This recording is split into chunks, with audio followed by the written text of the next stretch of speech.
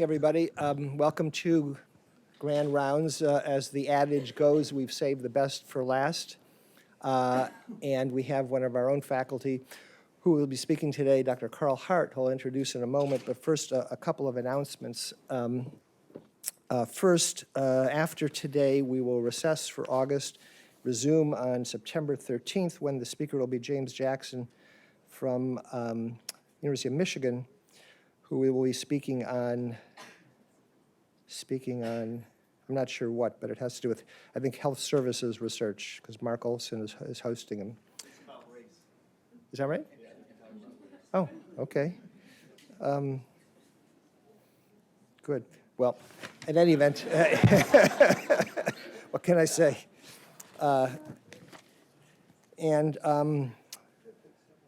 We're continuing to have a good stretch of NOGAs.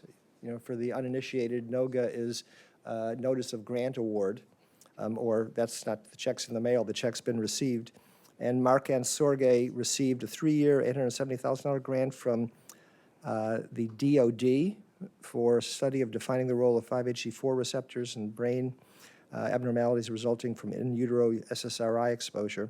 Susan Tross received a 2-year, $400,000 R21 from the NIMH for a project on leveraging ancillary service staff to support HIV care and treatment adherence. We also had a sad event occurring in the past week. That is Roger McKinnon, who was really an iconic figure in the field of psychiatry, particularly psychoanalytic psychiatry, and in the department, passed away. Roger had been really a pivotal figure in this department's sort of training programs, and he was a mentor, teacher, analyst, provocateur to many people over many generations. And he died, he was 90 years old, so he lived a very rich and full life, but he will be sorely missed. So it's a pleasure to have as our concluding speaker for this year's Grand Rounds, Carl Hart. Carl is a native of Miami, Florida. He received his bachelor's degree from the University of Maryland, then his PhD in psychology and neuroscience at the University of Wyoming. His thesis was on the role of L-type calcium channel and nicotine-induced locomotion in rats.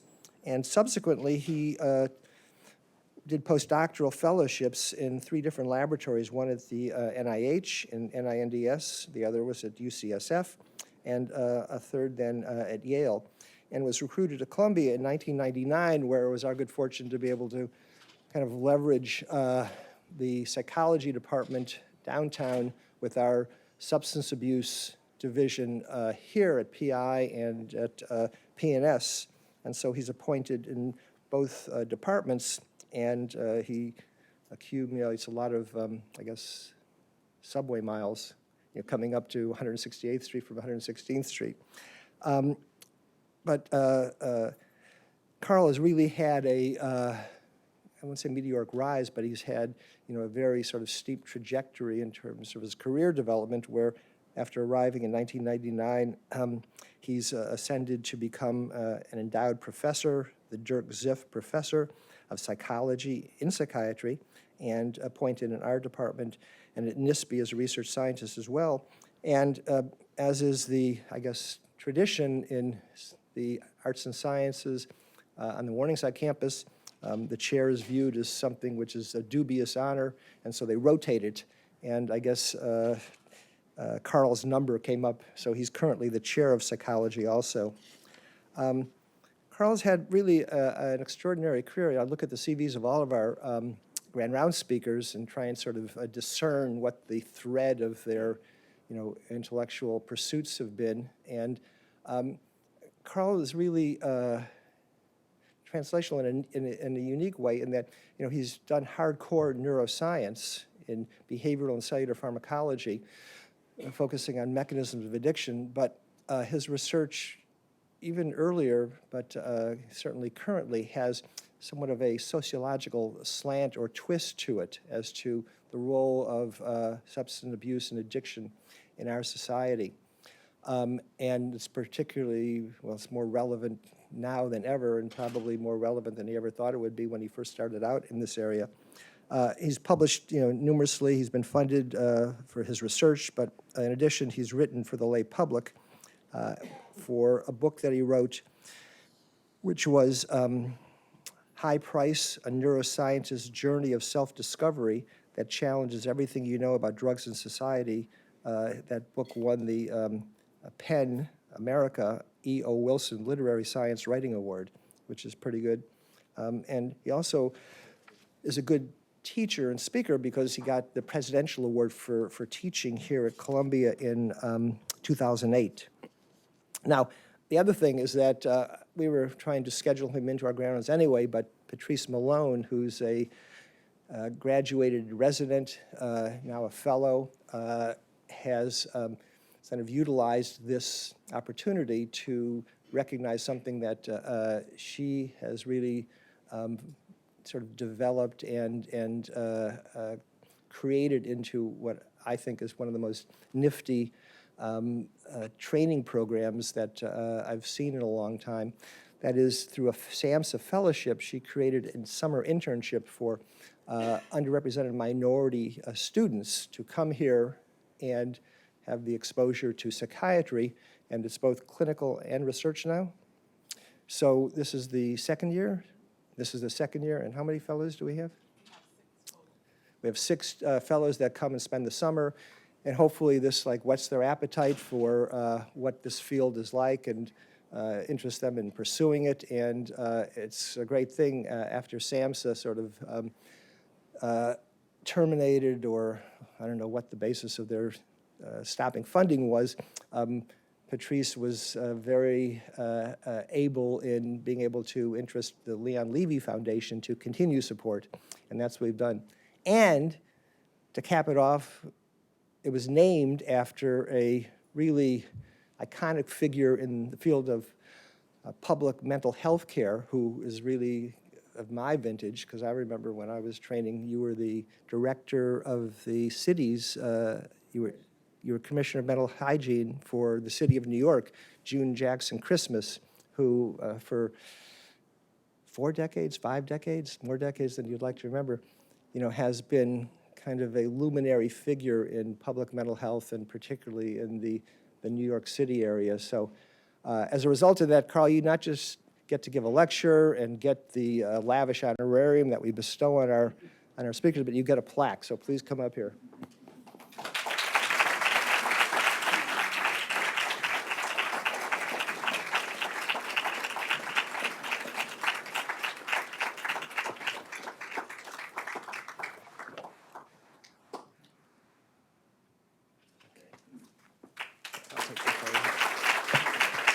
Sit down or you You're on. Showtime. All right. Thank you, Jeff. Really appreciate it. So Jeff and I have become connected in other ways now that Jeff has also, you have a popular book out. Well, I don't know if it's popular, but you have a book out, right? No, yeah, thank you, Jeff, for that introduction. And I'm honored to have the house packed because, I work here sometimes, and you people know me, and you still came out, so thank you. I am honored that you came out. I really appreciate it. And I'm doubly honored that I'm able to speak to you under the auspice of this fellowship program for Dr. Jackson Christmas, so I really appreciate that you took the time to come out as well. You're one of my heroes, a shiro, so thank you very much. And that's some added pressure because when you're in the house, one has to bring it.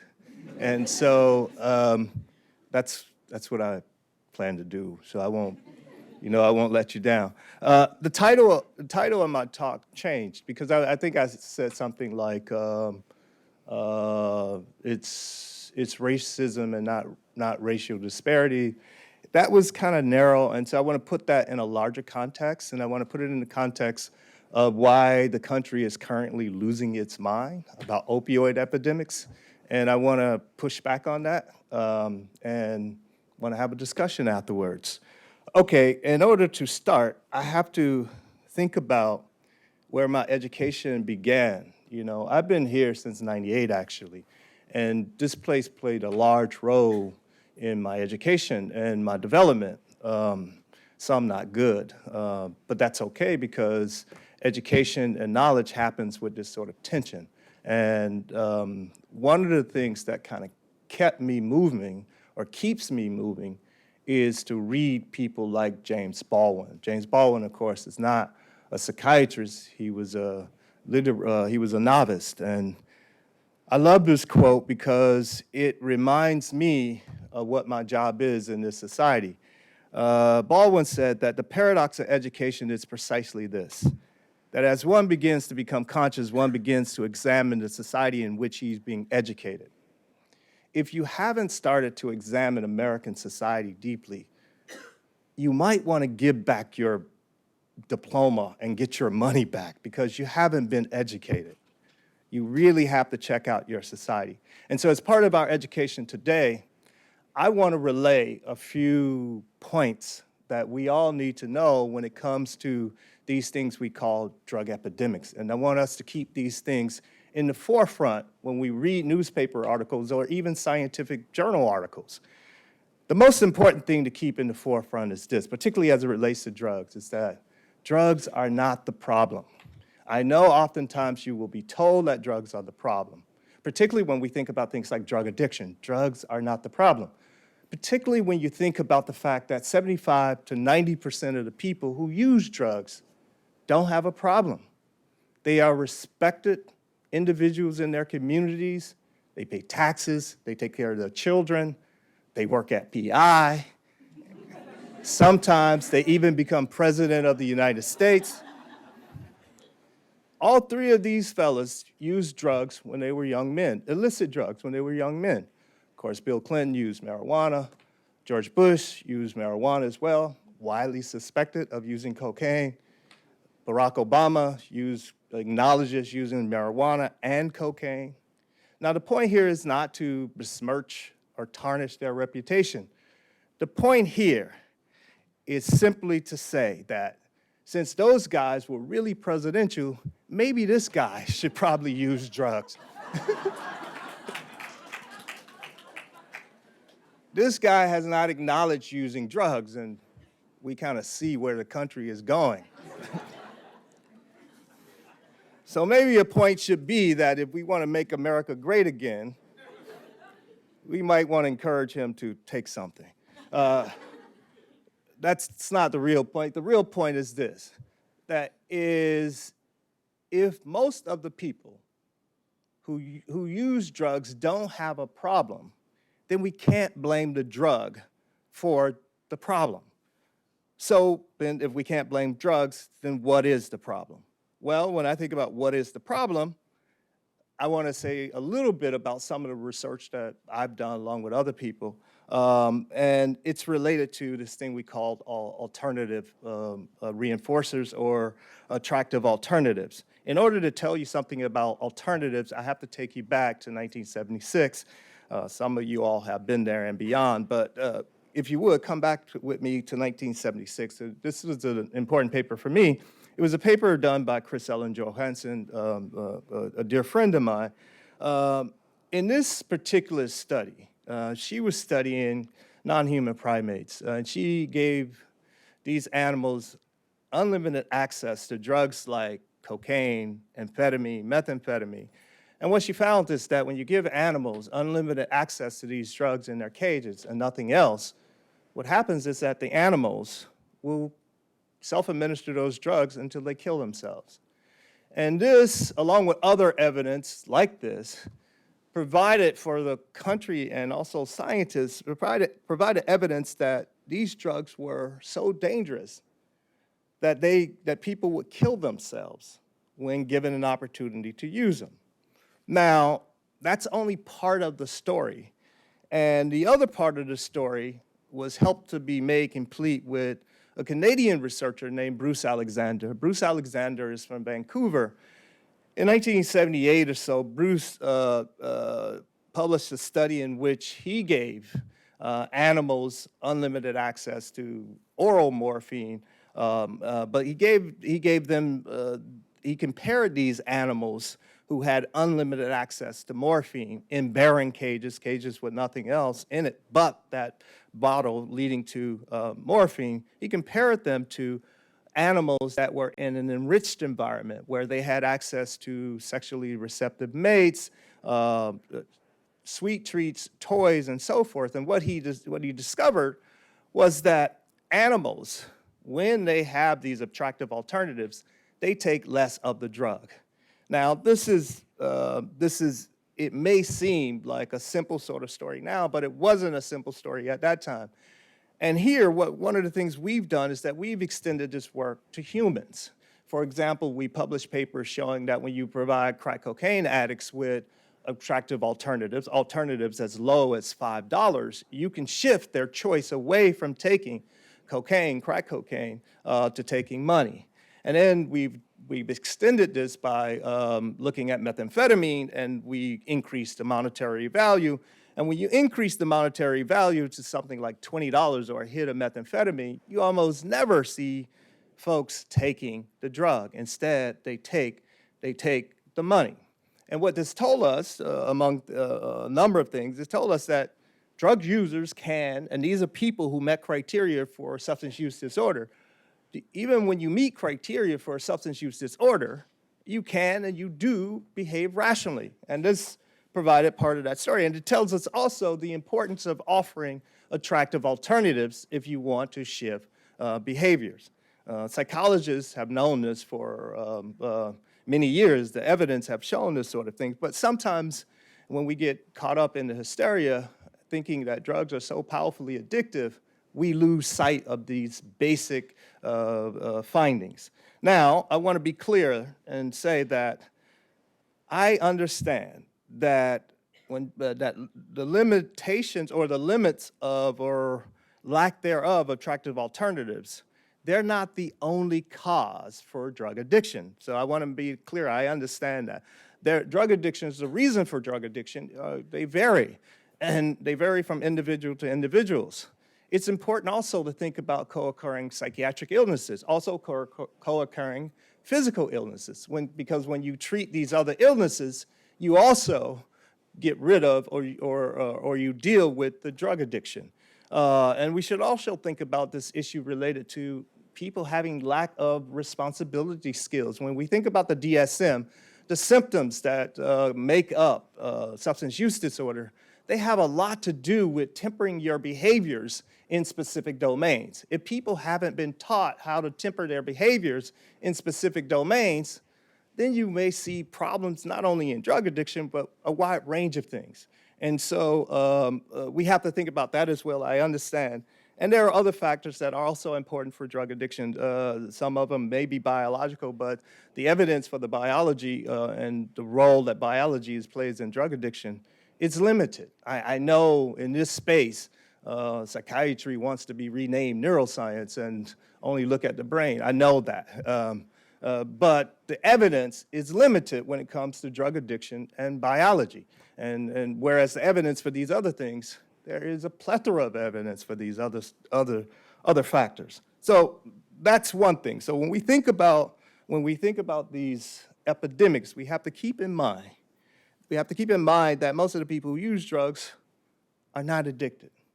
And we have to also keep in mind that when we think about addiction, the most important thing for addiction is to provide a comprehensive assessment for the person before you to figure out what's their specific problem.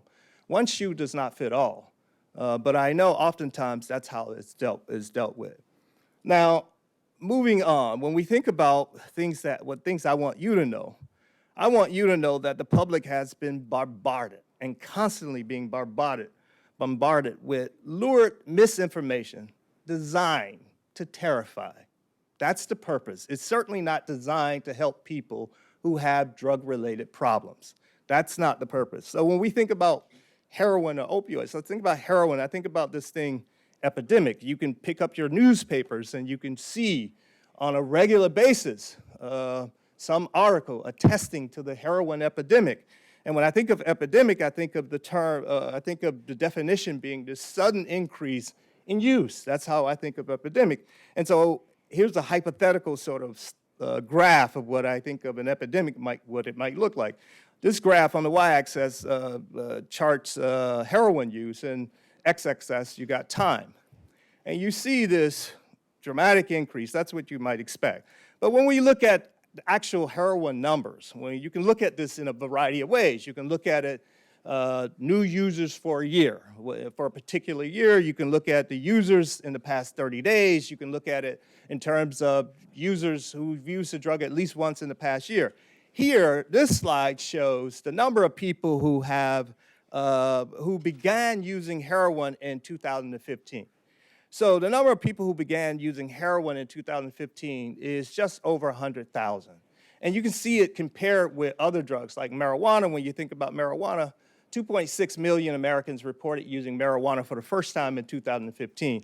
And you can see those other drugs, pain relievers, cocaine, MDMA, heroin users, the new numbers of heroin users pale, as it has always paled compared to these other drugs.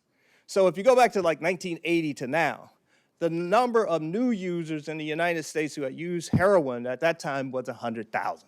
And that number has fluctuated between 100 and 200,000 for the past 30 some odd years. And so when we look at number of new users, it hasn't really changed that much, particularly of heroin. But people lose sight of this. But we can also look at heroin by looking at the number of people who used the drug in the past month, or the number of people who used the drug in the past year. When we look at the number of people who used the drug in the past month, compared to like 2002 to now, you can see that the number has gone up slightly, but certainly not more so than the number was in 2006. When you look at the number of people who used the drug at least once in the past year, that number has gone up. It has almost doubled. It certainly has. So these people have used the drug at least once in the past year. That number has certainly gone up. But when we put these things together, it's kind of hard for us to say that there's a heroin epidemic going on, particularly when you think about heroin use compared to other drug use, like marijuana use in the past year. 36 million Americans reported using marijuana. Not even 1 million reported using heroin. But you can see how this number, the number of heroin users pale. But we have to also think about the number of people who use opioid pain relievers. That number certainly is higher than the number of people who use heroin. And I'll talk about that in a bit. But that number also, since 2002, hasn't really changed that much. Okay, so now let's think about other things that was related to heroin. I'll come back to the prescription opioids in a second, but I want to stay with heroin for a second. Other sort of misinformation that we get about heroin. One hit, and then your life is ruined, and you're addicted for life. Now, this message was nicely encapsulated in a Super Bowl commercial about 2 years ago. You all know that Super Bowl commercials are really expensive. And so, but they reach a wide number of people. But the country became concerned about heroin as a result of heroin now has a white face. You all familiar with that? This is news? Of course, this is not news. This is not news, right? But the country became concerned in part because heroin has a white face. But heroin always had a white face. The majority of heroin users has always and currently has been white.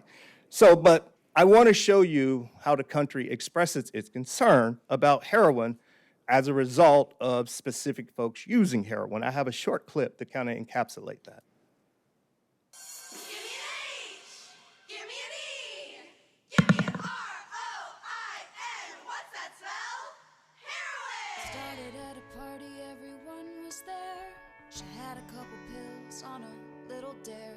She's missing class, and she's dropping her pom-poms.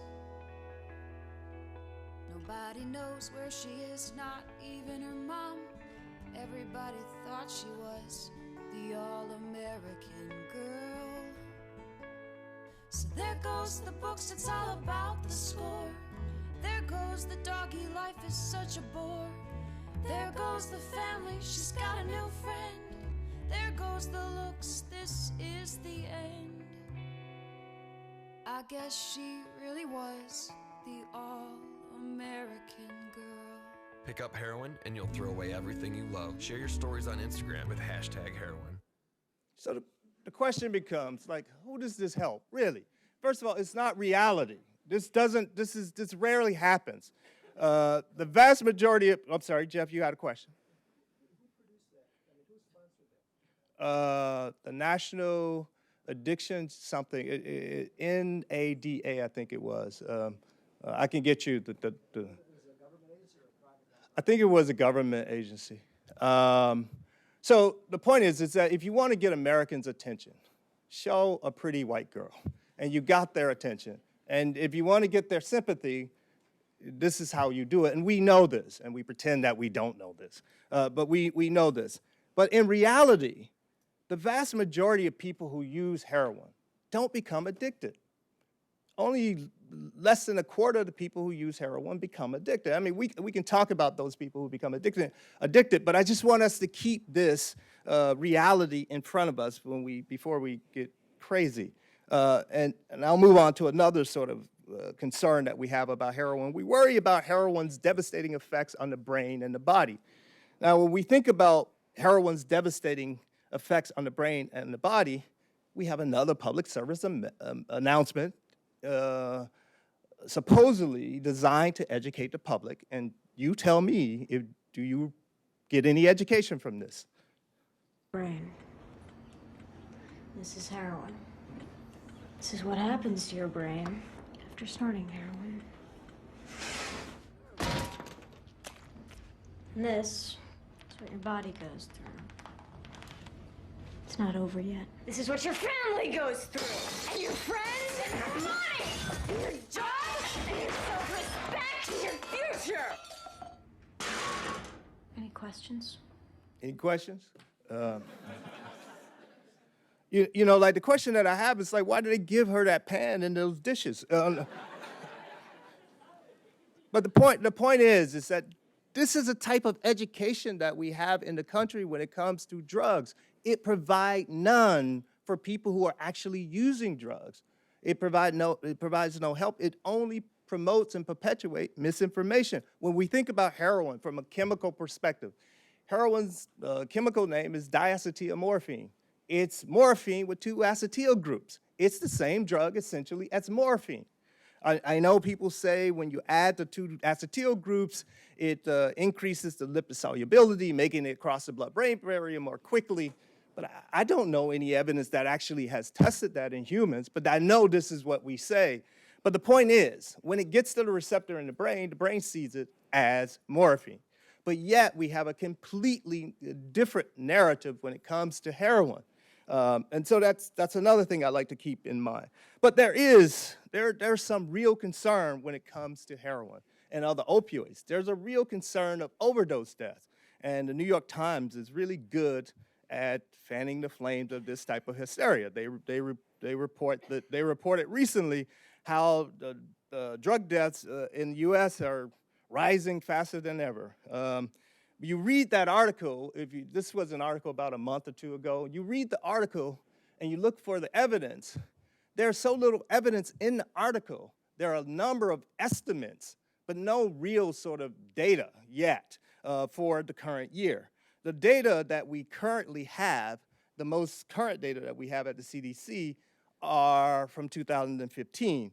And when we look at the data for overdose death, which is important, these are the number of deaths from any opioid, which occurred in 2015, which was 33,000 individuals died from an opioid-related death.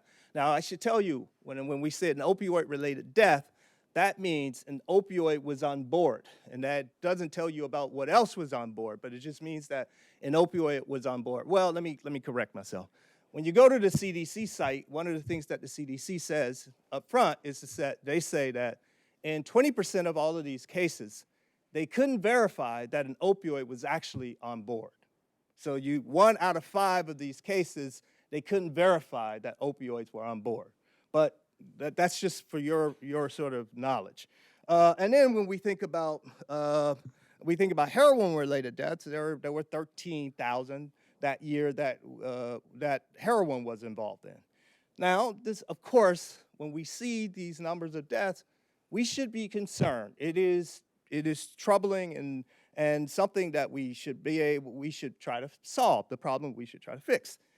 But we want to also keep it in context. When we think about the context, think about the number of people who die each year in the United States, that same year, from automobile accidents. Every year, there are about 30,000 Americans who die from automobile accidents. In 2015, that number was 35,000, more than the opioid-related deaths. So we have this sort of context. But the thing about people who die from automobile accidents, when we think about that, we are not talking about banning automobiles. That would be stupid. Instead, what we do, we try and figure out why people are dying from automobile accidents. They're dying from three primary reasons: lack of seatbelts, speeding, and alcohol. And we try to address that with our education and our policies. We haven't done that as well with the opioids. Now, the opioid-related deaths, the thing is that it's not well understood why people are dying. But what we do know is that it's rare for a person to die from a single opioid. Most of the people who die from an opioid-related death do so because they combine the opioid with another sedative, a benzodiazepine, alcohol, or the older antihistamines that produce a lot of sedation. That's the reality. Now, another concern with the overdose death, a growing concern, is this thing called fentanyl. Fentanyl is also an opioid. It's more potent than heroin. It's more potent than morphine. And so sometimes unsuspecting users may have fentanyl, and they may take it in the amount that they're accustomed to taking their heroin, and they can put themselves in harm's way and kill themselves. That's a real concern. Now, these concerns, if these are our major concerns, they're not difficult to deal with. We can simply deal with these concerns if we get out of this morality frame. If we are really concerned about overdoses, and we have started to do some of this, we would increase the availability of naloxone, the opioid antagonist. And we would provide better education about specific drug combinations. People are using opioids. We'd say, hey, you want to be careful if you're using benzos or alcohol when you're using an opioid. You don't want to do that, particularly if you don't have tolerance. When we think about this issue of fentanyl, which is a real concern, this is another one that's not difficult to deal with. All we need to do is set up free anonymous drug testing services where you can test the purity of your drugs. Free. They do this in Spain. They do this in other countries. In fact, I've sent drugs to Spain to be tested for this purpose. They do this at festivals all around the globe. If we were really concerned about keeping our people safe, this is not complicated. And not only that, other people have already started to do this. But we are Americans, and if it hasn't been discovered on this soil, it's not worth knowing. And when we think about treatment, we should broaden our sort of scope, broaden the available treatment options. We can think about things like, which we never talk about in this country, heroin maintenance.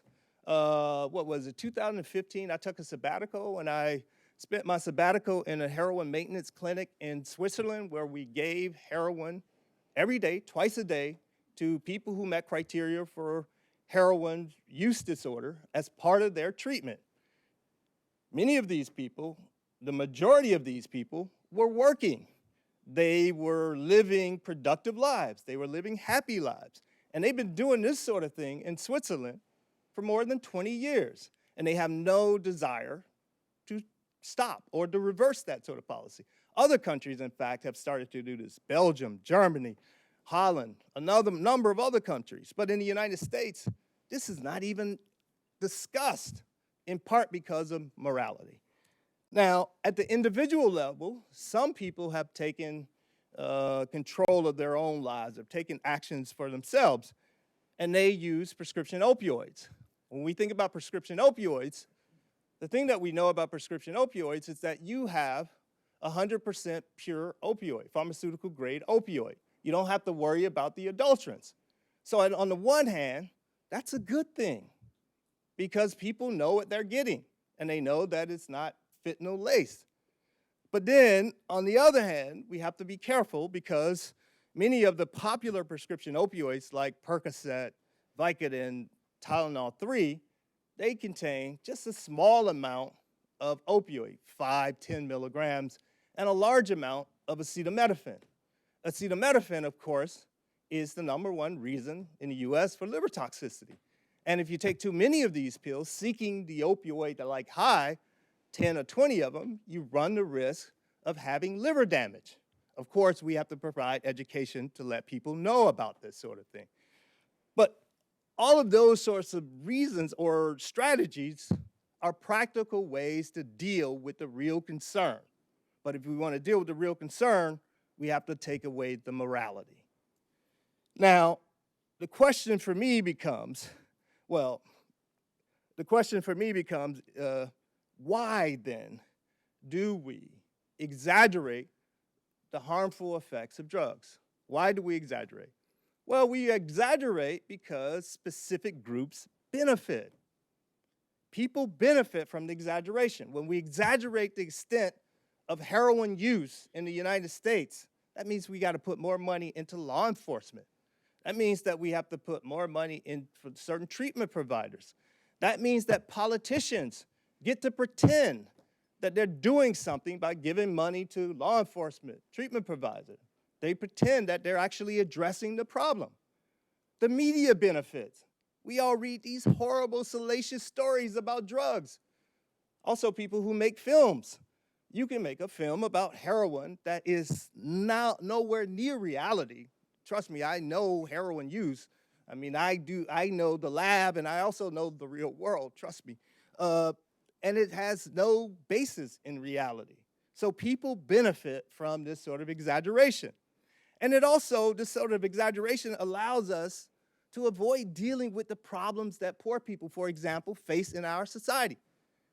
It's so much easier to say that we are going to rid that community of drugs as opposed to saying we have to make sure they have better education, we have to make sure they have jobs, we have to deal with these psychosocial issues. So much easier to put cops in the community and not deal with this sort of issue. And another reason that we have the exaggeration is because it allows us to go after people we don't like without explicitly saying we don't like them. This is beautiful for the current administration, but the current administration doesn't even care. They'd be like, we don't like you, so we're going after you. They don't care.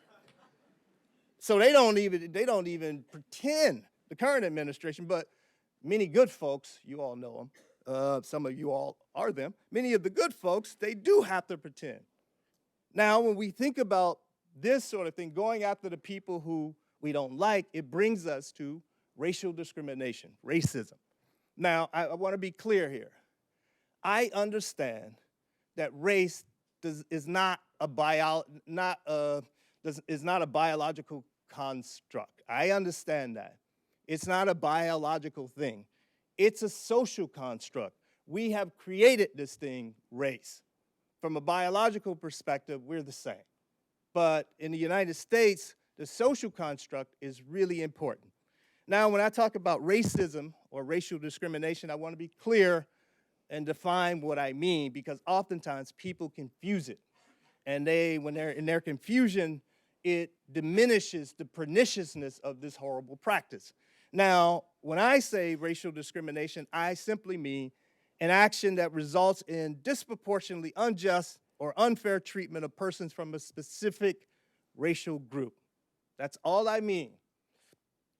I don't care what's in your head. I don't care what your intentions are. Because whatever your intention, the act still harmed someone. So I don't care what's in your head. And notice, I didn't say racial disparity. Disparity is simply a difference. For example, I study drugs. One of the things we know is that more white people smoke Marlboro cigarettes, and more black people smoke Newport menthol. That's racial disparity. That's not racism, that's not discrimination. So when you use racial disparity, the term to describe racial discrimination, what you are doing in effect is you are softening the blow in order to minimize the harm that occurs. Now, but I want to give you a specific drug example of how this plays out in drug law enforcement and how we think about drugs in the United States. I have to use cocaine and powder cocaine and crack cocaine. Focus your attention on the left, that's powder cocaine. Focus your attention on the right, that's crack cocaine. Go back to the left, look at the red circle. The red circle is the hydrochloride group. The hydrochloride group is the only difference between these two compounds. The hydrochloride group does not contribute to the biology of cocaine. It has no biological effect. So, in effect, powder cocaine and crack cocaine are the same drug. Yep, I know when you smoke crack cocaine, the effects are more immediate and more intense. That's true, but that has to do more with the route of administration, because when you dissolve powder cocaine in water, shoot it intravenously, it has the same onset of effect and same intensity as smoking crack cocaine. They are the same drug. We have known this in this country for a number of years. But in 1986, we passed some laws that punish crack cocaine violation 100 times more harshly than powder cocaine violations. And we extended those laws in 1988 to include people who were caught for the first time. It was the first time we did that. It required people to go to jail for very small amounts of crack for a minimum of 5 years.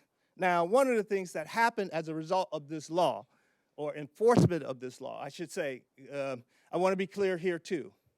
Laws themselves are not racist. I know we say this oftentimes as shorthand. It's not the laws that are racist, it's the people who are enforcing the laws.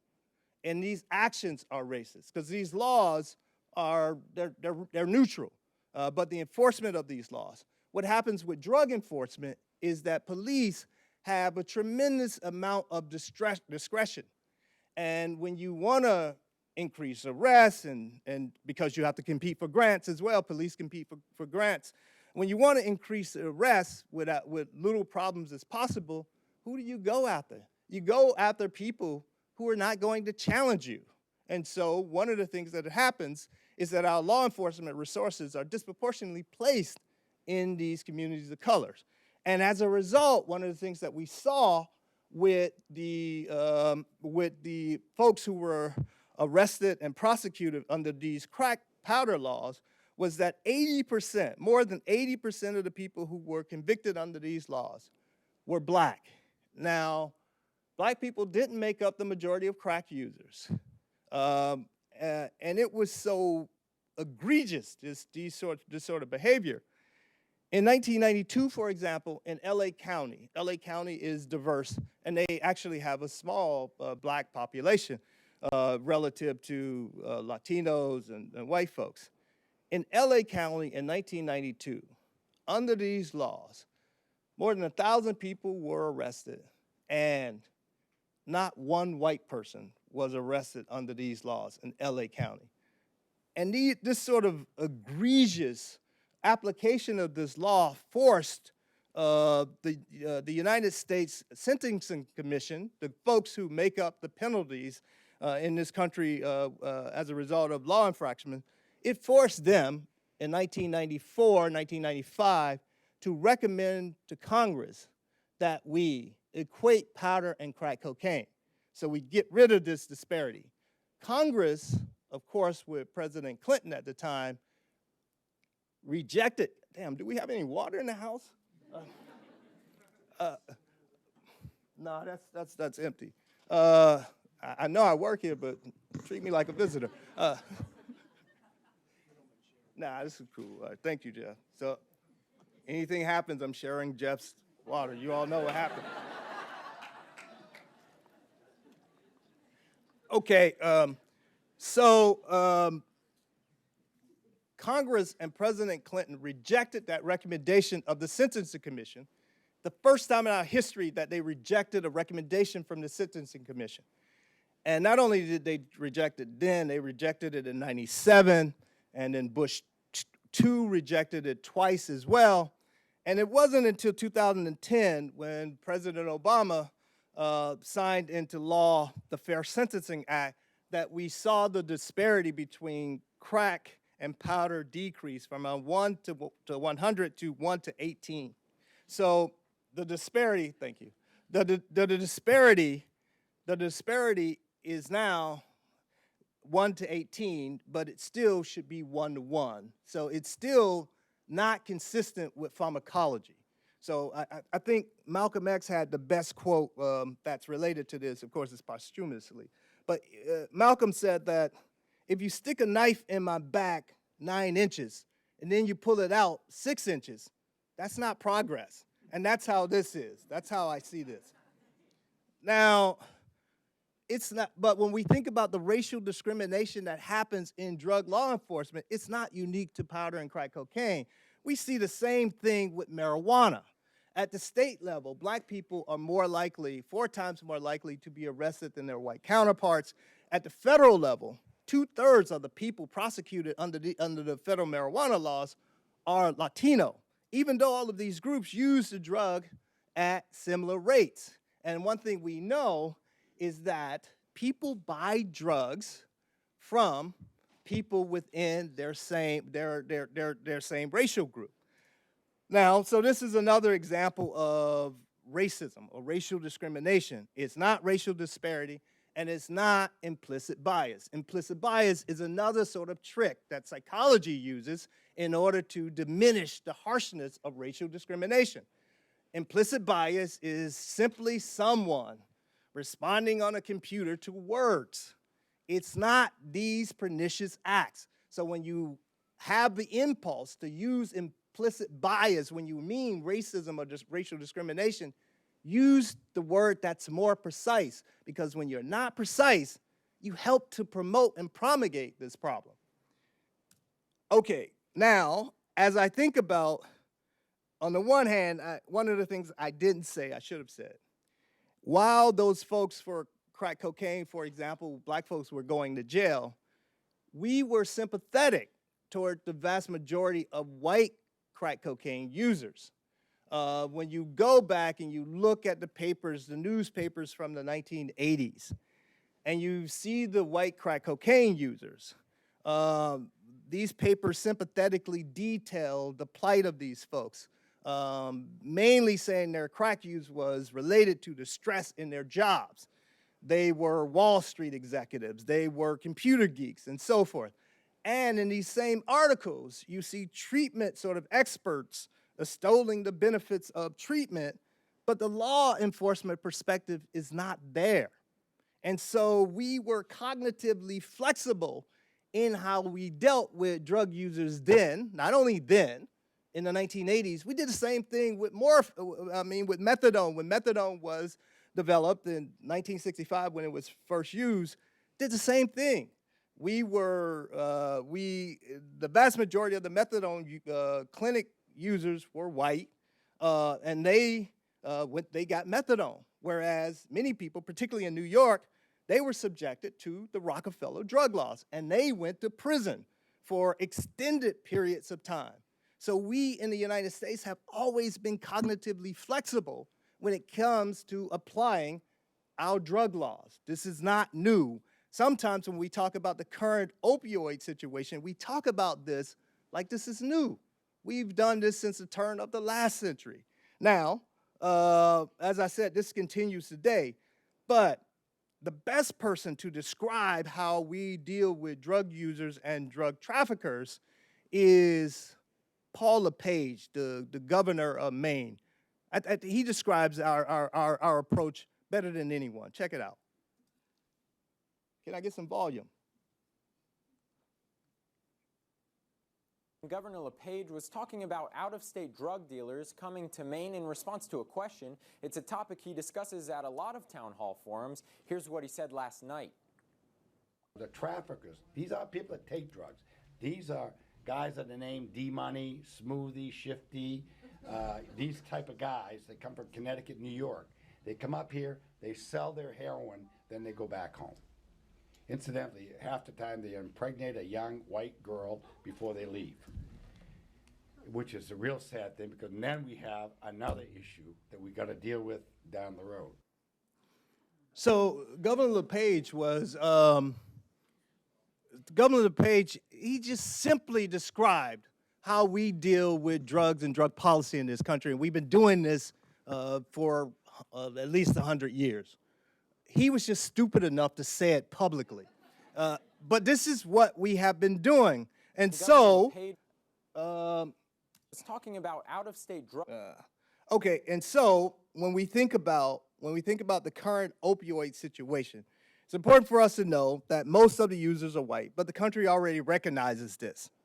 That's why those Republican senators from those states that were hit hardest by the opioid sort of epidemic, if you will, they withdrew or withheld their support for the Senate health care bill.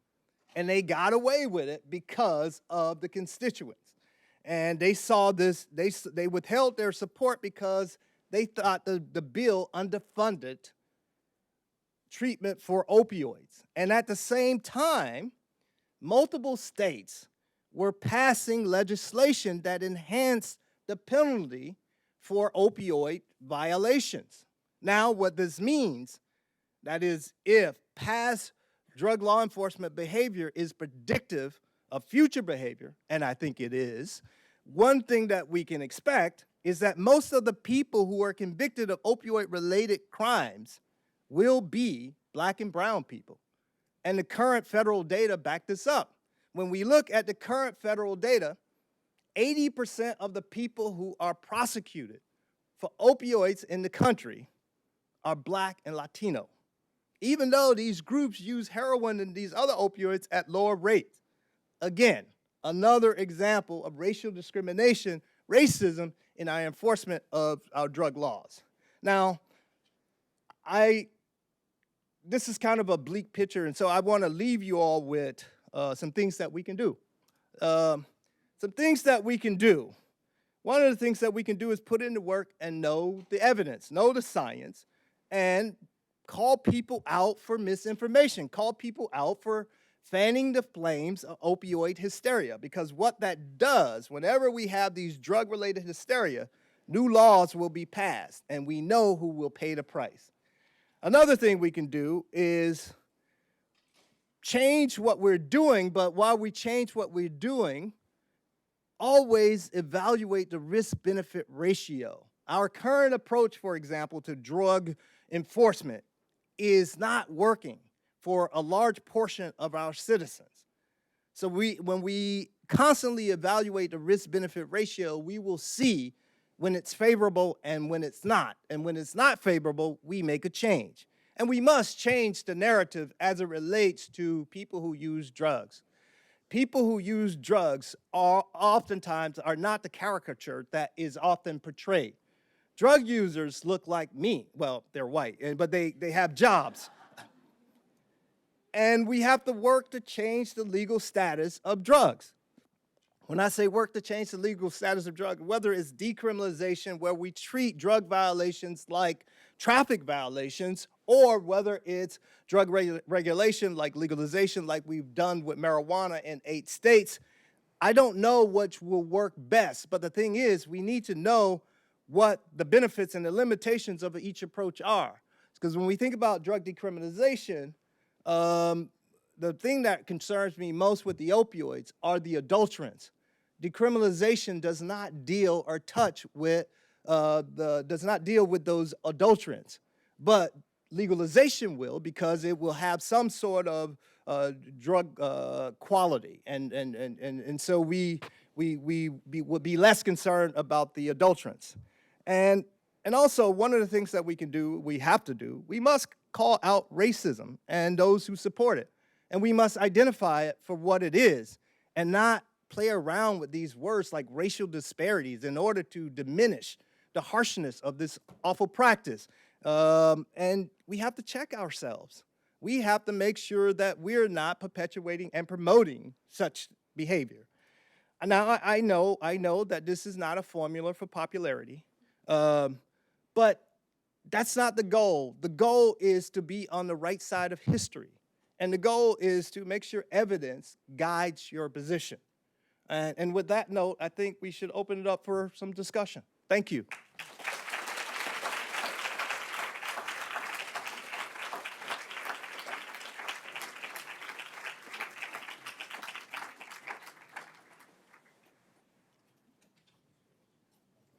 Carl, thanks for a really interesting and stimulating and provocative talk. Let me start off with a couple of questions. So, the thing about the opioid epidemic, which, I mean, there's certain, like, the government does not really value and approach health and science in an enlightened way, and it's only like politically charged issues that get their attention, like the military problem with PTSD or TBI, and now the politically hot thing is the opioid epidemic, as you pointed out. But one of the things that elevated that in importance was this study that was published, which suggested that a certain socioeconomic demographic, like late middle-aged white males and females, instead of like the pattern of all ethnic and racial and demographic groups increasing in longevity over the past century, it declined. And that signaled something. And then when they looked at what the reasons were, there was a lot of like self-harmful behaviors, whether it was smoking, obesity, but also including opioid addiction. So that would suggest that although what you're saying, this kind of overreaction, like reefer madness type reaction to drugs in general that, occurs at the media and the government, that, beyond just that, there's, some more hard data that is sort of prompting attention to this. I wonder what your thought was about that. I don't understand the question, Jeff. The issue, what you're saying is that the laws and the way it's portrayed are disproportionate to the nature of drug use. Yes. And I think that's obviously true. Yeah. I grew up in the 60s, and, we watched Reefer Madness, and then we I thought you were going to say you smoked a lot of weed, but go on. All right, go on. I did, but I didn't inhale. But the study that was originally published by these two sociologists or anthropologists at Princeton demonstrated that there was this decline in longevity. I know that study. And part of it, part of the contributory factors was the increased use of prescription drugs or abuse of recreational drugs, but particularly opioids.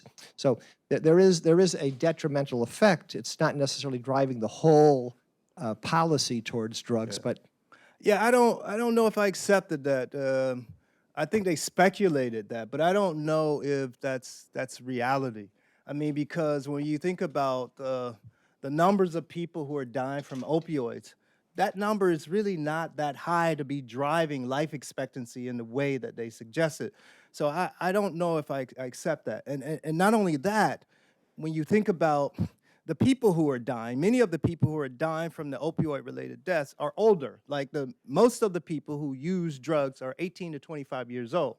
And then you look at the people who are dying, they are older and they oftentimes have other ailments and they are also taking other medications. So I don't know how you disentangle all that sort of information, but I know what's popular, and I know by saying the opioid crisis, they got a lot more attention from that article, but I don't know if I accept that. yeah. Well, that's I think a fair statement. Let me give you one other way you could respond to that if somebody else asks you such a question. Okay, now Jeff is teaching me. Okay, go on. What? So this from one chair to another. There's certain vulnerable groups Yes. to various types of self-harmful behaviors, including drug use. Yes. We've seen it, with the Native Americans in Yes. some respects. So if this group of late middle-aged, rural, low socioeconomic Yep.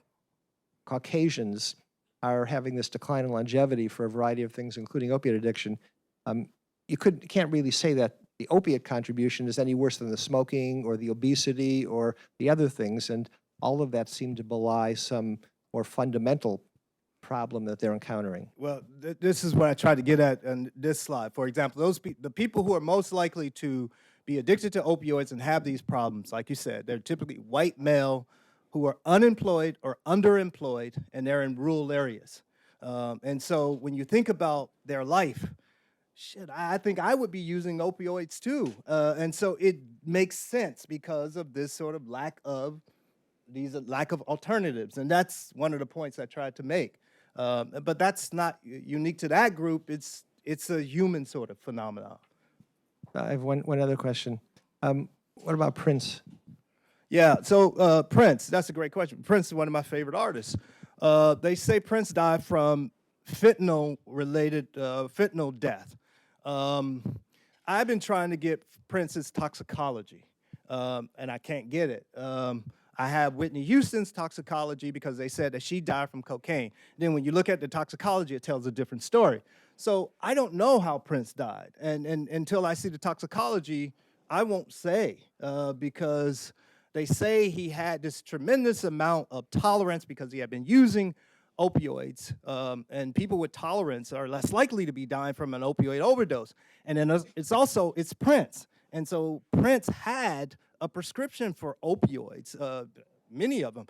And I don't understand why he would have tainted fentanyl or take fentanyl, and unbeknownst to him, given his resources and given the time that they say he's been using opioids. So some of the things don't make sense to me, but I'll wait until I see the toxicology.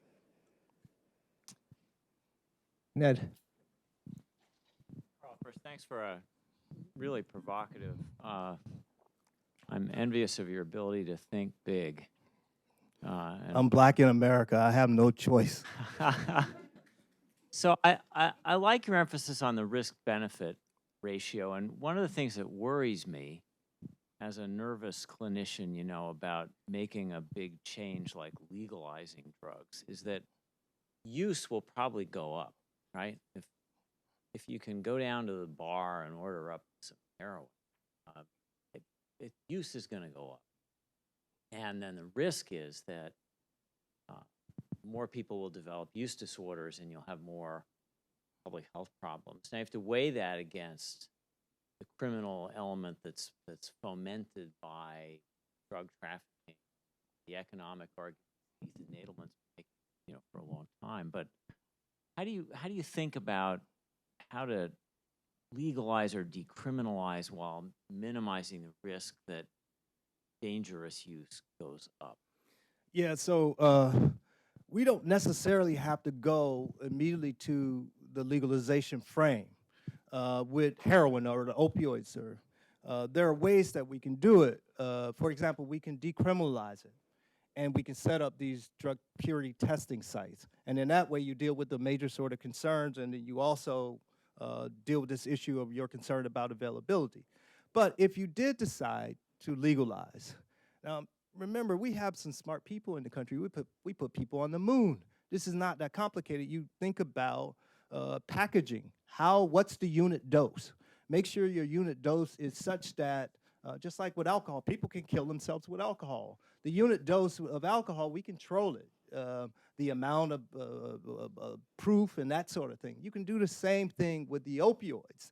And of course, you can put other restrictions in place. But it's not an all or none sort of situation, and we don't have to treat each drug in the same way. And then if we find that we made a mistake, we can reverse it. We are cognitively flexible. How has the, this is not necessarily directly analogous because of the nature of the substance, but how's the cannabis, decriminalization, legalization panned out? Yeah, so cannabis legalization, I think that's what you're talking about. 8 states now have legalized.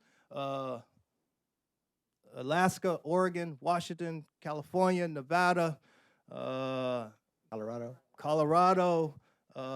Mass, Maine. So we don't have to go to Colorado anymore. You can just go to Massachusetts.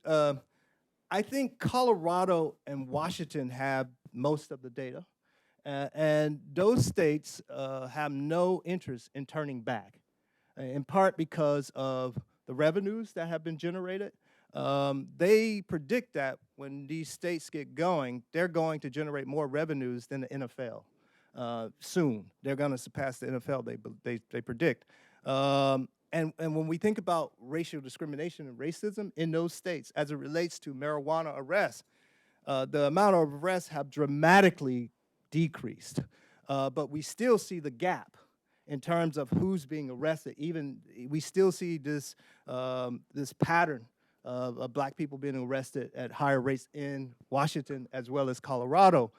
So it tells us that drug policy alone will not deal with American racism.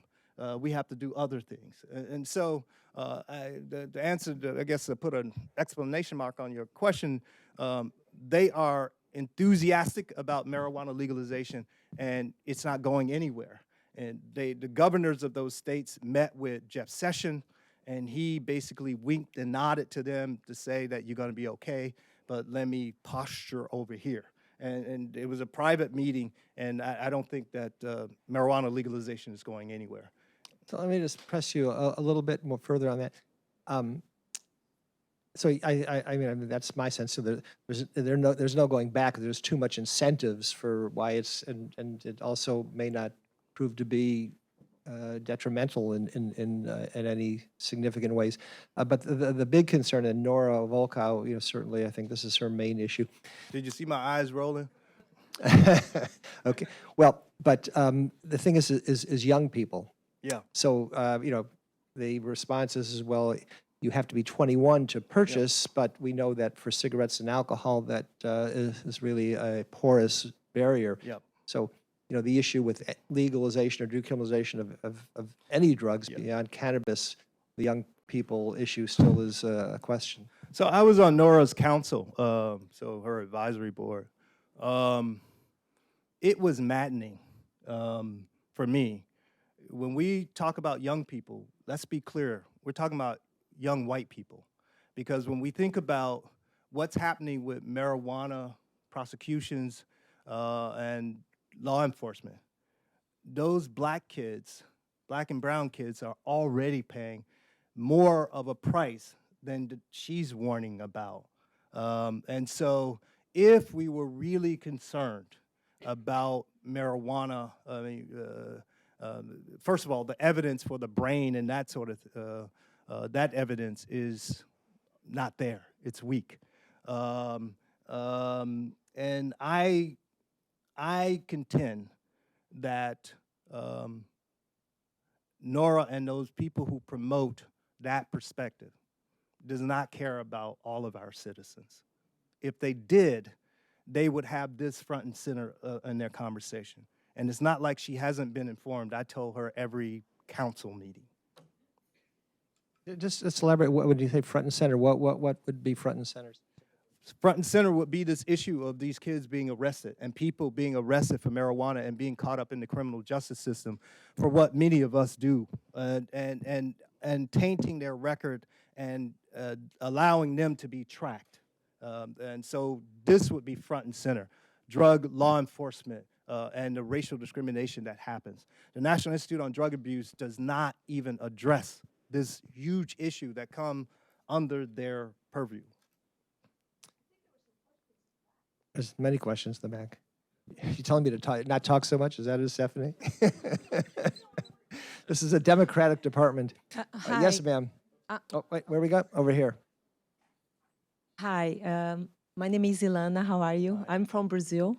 Yeah, my work country. here. Yeah, I know you've been there several times, but I'm not going to discuss crackland here.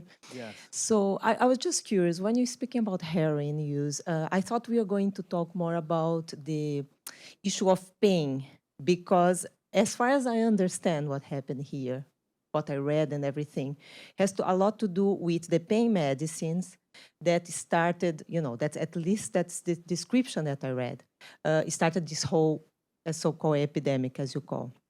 And I thought, coming from Brazil, for me, it really, it's really striking the way that opioids are still given to people when they feel any kind of pain. And I saw this in my whole, my family. Like in Brazil, people don't receive opioids when they fall or something like that. It's very rare. So I thought that's another way of, I wanted to know your, thoughts about that, because as far as I know, it's a very important point concerning the heroin epidemic. You mean people who are treated for pain, for Yes. example, with prescription opioids, and then they move on to heroin? Yes, and Yes, this is giving away, very easily. No, it's not given away very easily. Well, at least. If you look at the data and the studies, if you are black, the likelihood of you receiving prescription opioids is considerably lower. Like I have a difficult time getting opioids myself from my physicians in part, but we have this racial discrimination in prescribing. Some people get it, can get these medications readily, but the thing that we must understand is that whenever you have a human endeavor, there's going to be a potential for some negative outcome. That's just how it works. But if you have responsible people monitoring the behavior of folks, like prescribing responsibly, this is not a problem. And most of the people who receive opioids are responsible. But the story in the newspapers is that this person started with this prescription opioid, then they moved on to heroin. It's the same sort of gateway we think about with marijuana. You start with marijuana and then you go on to harder drugs. I took a prescription opioid before using heroin. I took a prescription opioid in 1991. I may have used, when was I in Switzerland? No. If I would have used heroin, how do I phrase this? If I would have used heroin, it would have been after having used the prescription opioid. So technically, I used the prescription opioid first, and then I moved on to heroin. The connection is weak, and there are people who do move from prescription opioids to heroin. But most of us don't have access, for example, to the underworld where you can get heroin so readily. I know this field and I know many of the spots, and I can't readily go out and get heroin. So that story to me, I think also is overstated. And I think that it's important for us to remember that most of the people who use prescription opioids use them safely and use them responsibly. And many of the folks need them for their treatment. And I think that's the story that we need to keep front and center. We've got a question here next to Dan Kimmel and then one in the back afterwards. And we've got someone over there, Cheryl or Rachel? Thank you. Yep, okay. That's 1, 2, 3. All right, so this isn't so much a question as underscoring the importance of Paul LePage and the fact that he is a sitting governor. And the things that he said were said in 2015 and 2016. In 2016, he also said, hold up, he said a whole bunch of things. He said that statement in 2016, January. And then he also said, I think the death penalty should be appropriate for people who kill Mainers. In response to the minimum being 4 years, he says, I think that we should increase it to 20 years. And he doesn't think that people who sell drugs, you remember D-Money, Shifty, Smoothie and them, they should not be able to live. He says, I think that we ought to bring back the guillotine, that we should have public executions. And he has also said... Let me just suggest, the conduct of politicians is like beyond the ken. And let's try not to make this kind of an inflammatory discussion of how outrageous some of our elected officials are. I actually think that this is very important because guess what? He actually got the policies he wanted. He said these things because he needed his legislator to increase the penalties for drug traffickers. He wanted more money, and his legislator said, all right. But the way that he got them to say all right was to say, we need to kill D-Money, Smoothie, Shifty, who are getting our young white girls pregnant. Those legislators are us. We are the people. We are putting those people into Yeah. power. Yeah. And so it's important that we recognize the role that we have. The same way that those legislators got spooked and wanted to put some money behind these policies that LePage was asking for, Yeah, it's the same thing that we do as yeah, individuals. that's And I not- don't think that we that's- should dismiss that. No, you're right. You're right. And your point is well taken, because our president yesterday was out stomping, talking about fanning the flames of hysteria as well, about people who slice and dice people, and Jeff Sessions does this all the time as he is rolling back some of the Obama sort of gains in this area. So your point is well taken, and right on, sister. Thank you. In the back. I'm a little loud. Hi, I'm interning here for the summer, but I'm an incoming freshman at the University of Pennsylvania. I start in August. Go Quakers. And I specifically applied to Penn because I could look at, they have this major called BBB, which is the biological basis of behavior, basically neuroscience, psychology, all in one, and also how that intersects with law and poli-sci and kind of constitutional law. I'm interested in those kind of, that combination. And I'm actually really glad I came today because your research seems to touch on that. But what you discussed before about basically race being essential in how we associate certain races with certain drugs and how we punish certain groups of people for having or being around or using those drugs. And I'm wondering, as a researcher, if you think it's ever going to be possible for us to dissociate race from our research and from our association with language around certain drugs, in order to address the problems that those drugs cause within communities and in perpetuating stereotypes around certain groups of people. So do you think it's ever going to be possible for us to address marijuana use as an epidemic in our country without associating it with certain groups of people?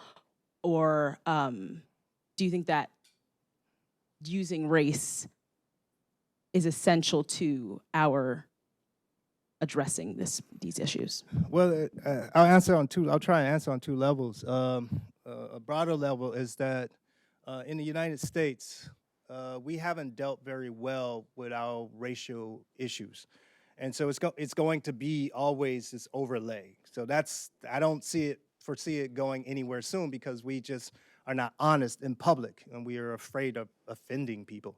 And so that's going to always be this overlay. But your job as a student, as a scientist, eventually, is to make sure that you are as precise as possible and you call a spade and you let the data dictate where you go. And then you require that of other people around you and people you train. And if you do that, then we're doing our part as individuals in our society. Yes. Hi. I was not expecting that. Hi. So I just want to start off with saying thank you so much for talking about this and bringing this topic here. This is, for me personally, it's been very, very informative, and it's very, in terms of like how I'm going to frame these conversations in the future. And thank you so much for also just calling it out and being like, this is racist and, this needs to be addressed. In terms of my question, I am very in favor of, harm reduction in terms of drug policy. And one of the things that lately I've been thinking about in terms of like the legalization of marijuana is, at the end of the day, these individuals, like Black and brown communities have been harmed by these drug policies. And now there's this legalization of marijuana use, and the people who are profiting from it are white. And the people who were harmed by it are Black and brown, and they're still in jail. And kind of how we bridge that, because at the end of the day, the whole point of like legalization is supposed to be in order to, like promote like harm reduction and also to end these like detrimental drug policies. But then then on the other spectrum, the people who are going to benefit from this and receive all the revenue are going to be the same people who put Black and brown people in jail. So that's something that like I struggle with, and I kind of wanted to hear your opinion on that. So in 2016, California passed legislation to legalize recreational marijuana. California has the model legislation to address your concern. So one of the things that California wrote in their law was that some of the profits from the legal industry must go back to the communities that were harmed most as a result of drug law enforcement. And so they wrote in their law reparations, basically. And it's a model law, and people have been trying to get states who are thinking about marijuana legalization to look at the California law.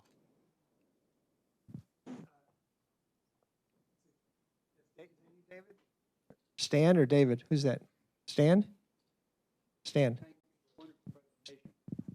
Thank you. I want to thank you for a wonderful presentation. Thank you. I wonder if we disagree, though, a little bit about adolescent brain damage. I mean, is it an issue? Can you please say more? Well, I just am concerned that the work done in some of the papers I've read suggests that brain development is injured. Thank you. And I wonder how serious to take that. Thank you. So in 2012, I published a paper in neuropsychopharmacology looking for neurotoxicity in methamphetamine users. Amphetamines are really good at large dose of producing neurotoxicity, better than most of these drugs that we're talking about, including marijuana, at producing neurotoxicity to the brain. And so I thought I'd start with methamphetamine because I would find something. One of the things I did was reviewed all of the neuroimaging papers and the cognitive papers that was relevant in this area. And one of the things that I found was that people overstated the case and they speculated way beyond their data. And when you look at, for example, methamphetamine long-term users, and you look at their cognitive performance, you look at brain measures, they're within the normal range when you correct for age and education. And oftentimes, the literature, when people publish individual papers, don't even mention the normal range. They compare their groups to a control group, which is appropriate, but then they speculate about deficit, impairments, and these sorts of things simply because they have a statistical difference. A statistical difference does not equate to deficit, not necessarily. And so when you look at the marijuana literature, I would encourage you to look at the marijuana literature with the same sort of skepticism.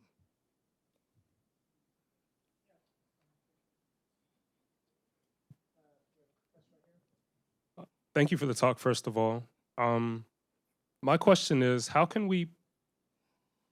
what can we do as psychiatrists when it comes to advocacy to prevent certain populations from having access to K2, for example? I feel like that specifically targets a certain demographic of people. What can we do to solve that? So K2 is the synthetic cannabinoid that for people who are seeking marijuana. One of the things that you can do is you can make marijuana more available. That's what people are seeking. And then another thing you can do is that you can figure out, for example, we worry about overdoses and toxicity from K2. When these kinds of things happen, you can encourage the public health department to actually test the compound to see what was in it. We oftentimes say it's the synthetic cannabinoid, but the composition of these packages vary widely. And there is so little information about what people are actually getting. So you can encourage folks to actually have the evidence to support what they're saying. Because in New York, I guess maybe a year ago or so, we had 30-some cases of K2 overdoses in Brooklyn. And then I asked the public health department, did anybody test this? Nobody tested it. And so I don't know what was there. And so in order to figure out the problem, we need better information. We need to ask the right question and not assume. We're going to have to stop to get you upstairs for lunch, but let me just make one final comment. I think what you're seeing here in really, one of the more dramatic ways is when you have somebody who's trained in a kind of a scientific life science orientation where essentially the goal, the motivation is pursuit of truth or pursuit of knowledge or pursuit of an answer, finding that there's a lot of in exaggerations or inaccuracies or fabrications in policies and laws that presumably eventuate from the area of research that's being pursued. So are drugs really as dangerous as the laws and the penalties suggest that they are? And in Carl's case, the answer is no. And then there's a whole reason as to why they've gotten so exaggerated, and it has to do with a lot of sociological issues, including racism. But then the issue is okay, what do you do about it? So you've been writing eloquently, you've been speaking, you've been doing research, you've been, certainly stimulating interest in people. But the question is how can one, take that forward? And advocacy is a generic term, which is certainly appropriate and worth people trying to think about how to engage in. But the reality is how do you get traction? And how you get traction in a political process or in a society is difficult. It has to do with the government. It has to do with the media. I'm not asking for an answer to this. I'm just saying that this is, probably one of the most extreme examples of this, disconnect, exaggeration, injustice. But there's many, many examples of them all, including the hatchet job that's being done on the healthcare system, with the legislation. And But Jeff, I want to be careful here because I don't want to leave folks here thinking that, damn, there's so many problems we just throw up our hands. So I want people to understand that you have expertise in some area, whatever that area is, and that's where you make your mark. Like I have expertise in drugs, and I didn't come to this study of drugs thinking about race. Right. I was actually thinking about truth. And then race was just so prominent and injustice was so prominent, it led me, the data led me here. And then you say, what do you do? I recently came back from the Philippines, where my life was threatened. The president called me out personally, their president. And so I travel all around the world taking this message and challenging people, scientists primarily, with the data. And I write popular articles, I write also scientific articles. And I come in these spaces where I don't like. These are not my favorite places to be, at places like PI. But I come in order to make sure people have this message. well, that's a good example for us to try and follow if we can do it as effectively and eloquently as you. So, anyway, despite the fact this may not be the most popular gig, we're going to invite you back anyway. Thank you all.